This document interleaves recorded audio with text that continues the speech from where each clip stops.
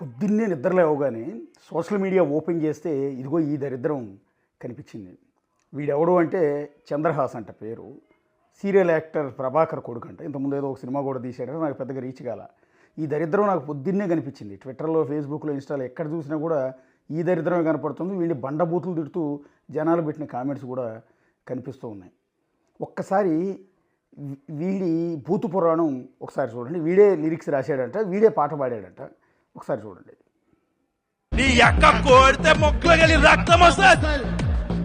గుంజి గుంజి గుంజి గుంజి గుంజి గుంజి గుద్ద పగలదై.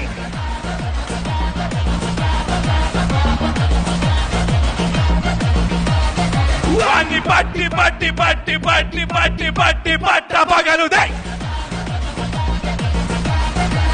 చూసిన తర్వాత నాకేమనిపిస్తుంది అంటే, ఫస్ట్ ఆఫ్ ఆల్ జనాలందరి ముందు ఈ పాట పాడిన వీడి గు,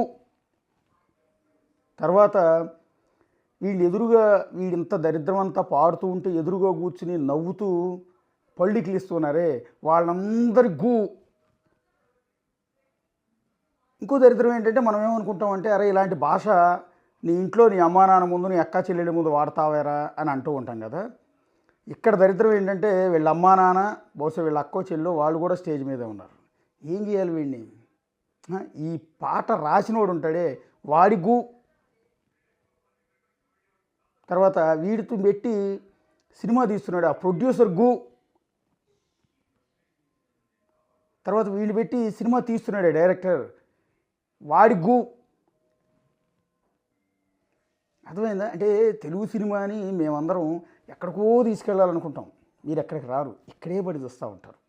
రాత్రి మలయాళం సినిమా సర్వం మాయం అనే ఒక అద్భుతమైన సినిమా, బ్యూటిఫుల్ సినిమా చూసి పడుకున్న మనసు ప్రశాంతంగా ఉంది. ఎంత హాయిగా ఉందో, చాలా కాలం తర్వాత ఇంత మంచి సినిమా చూశారని. పొద్దున్నే లేచేటప్పటికి వీడి భూతు పురాణం, ఈ దరిద్రం మనకు అనిపించింది. గుంజి గుంజి గుంజి గు. ఏంటది? ఆ లిరిక్స్ ఏంటి, ఆ మాటలు ఏంటి? పట్టపగలు స్టేజ్ మీద ఒరే దరిద్రం ఉండవాడక ఒక నలుగురు అక్కడ నిలబడి ఉన్నప్పుడు కూడా ఇలాంటి బూతులు మాట్లాడుకోం కదరా. ఇలాంటి బూతులు మాట్లాడుకోం కదా మనం. ఇంత దారుణమా? అసలు ఏం చేయాలి వీళ్ళని నాకు అర్థం కాదు. పక్కన తమిళ ఇండస్ట్రీ వాళ్ళు, మలయాళ ఇండస్ట్రీ వాళ్ళు, కన్నడ ఇండస్ట్రీ వాళ్ళు రకరకాల ప్రయోగాలు చేసి అద్భుతమైన సినిమాలు తీస్తూ ఉంటే, వాళ్ళ ఇండస్ట్రీ క్యాచ్ని ఎక్కడికో తీసుకెళ్తూ ఉంటే, మనం మాత్రం దిగదార్చుకుంటూ ఉన్నాం. బి గ్రేడ్ సినిమాలు తీసి ఇలాంటి హీరోలు.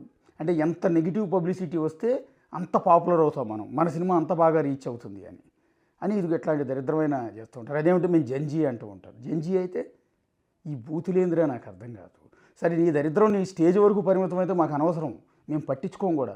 కానీ మేము రెగ్యులర్గా వాడే ఫేస్బుక్, ఇన్స్టాలో వద్దన్నా కూడా వస్తానే ఉంది ఆ రోత అంతా కూడా.